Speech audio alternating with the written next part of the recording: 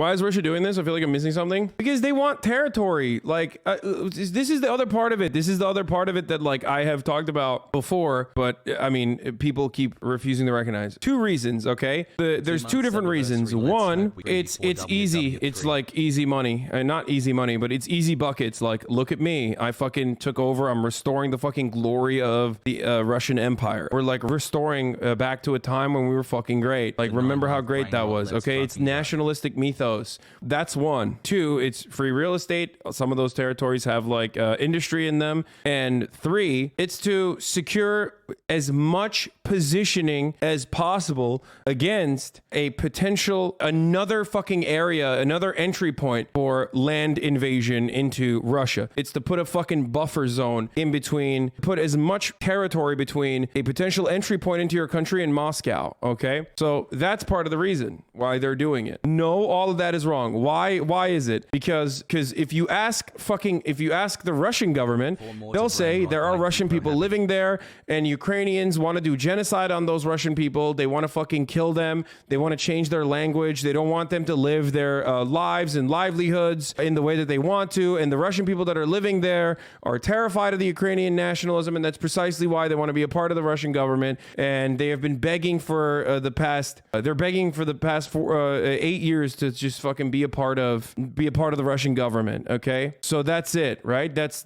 that what you're going to say? Because if you're a like unironic supporter of Vladimir Putin and Russia, then that's what you believe. There's some truth to that. Okay. There are Russians there. Some of them do want to be a part of fucking Russia. But ultimately, the main reasons are the three things that I just mentioned: strategic positioning, manufacturing, and free real estate, basically. And also flexing power regularly on Ukraine that is routinely aligning themselves with Western powers, which Russia sees as a threat, understandably so. This is realpolitik. This is not me giving you like a fucking pro-Russia take. This is not me giving you a fucking anti-Russia take. I'm just describing to you with the understanding that a foreign country is an independent foreign nation with its millions of citizens living in it with their own personal interests, okay? The easy thing to do here is to fucking tell you that, you know, Russia is the villain. All the Russians are villains. They're a monolith. They're monolithic, and they all fucking absolutely hate America, and they hate Ukraine, and they're just bloodthirsty, and yada, yada, yada. That's where you're going to get everywhere else. If you are offering pushback to what I'm telling you, it's because you're getting frustrated because you don't want to hear anything. And that goes beyond like saying Russia bad, Russia bad, Russia bad. You know, Putin is a Virgo, Putin's a Gemini. That's why he's doing this. Okay? Stop pretending to fight against Western media propaganda. It's useless. You either can't change anything or you can change something, and then the feds may do something to you if that's the case. You are a danger to American military complex interests. Is a lose-lose. It's a fucking stupid take, okay? That's my entire perspective. I guess I should just give up on doing commentary because I can't change anything. My entire purpose is to try to educate people into understanding that, like, countries are not monolithic. They're not villains. They're not good guys and bad fucking guys, okay? Isn't the point of most media coverage denouncing Putin as a dictator and thus having unpopular support? First of all, that's not even true. Yes, Vladimir Putin is a dictator. He is authoritarian as fuck. Except if you think that he doesn't have popular support, I don't know what to tell you. He is exactly like Erdogan. Where like, well, Erdogan's power is waning now, but Erdogan for the longest fucking time was able to capture 51% of the vote through a coalition that he built, okay?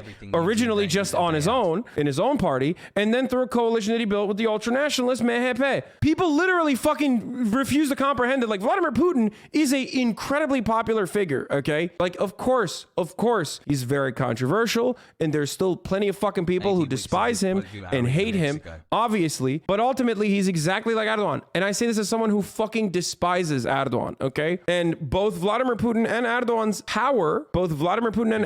power has shifted. Erdogan jails his political opposition as well. So does Vladimir Putin. Vladimir Putin even engages in, he will even kill his opposition. They also put journalists in jail regularly. They're very similar. So I get it. Like, I get where, I understand how I have no idea considering he constantly rob the coffers of his people. Dog, as far as the eligibility of the voter eligible population goes, we still vote Republican and we vote Democrat, and there's no other option. So maybe if you want to understand it from like a Western capitalist American perspective, we are constantly stuck between Democrats and Republicans. Do you think either side represents our interests? No. Okay. And it's the exact same shit for the fucking Russians on an entirely different fucking spectrum, because there's no opposition, because they're all jailed or in prison or fucking dead. You're never going to fully understand any of this. You'll feel comfortable getting your point of view revealed or getting your point of view reinforced by mainstream media, but you're never going to fucking understand or try to even begin to understand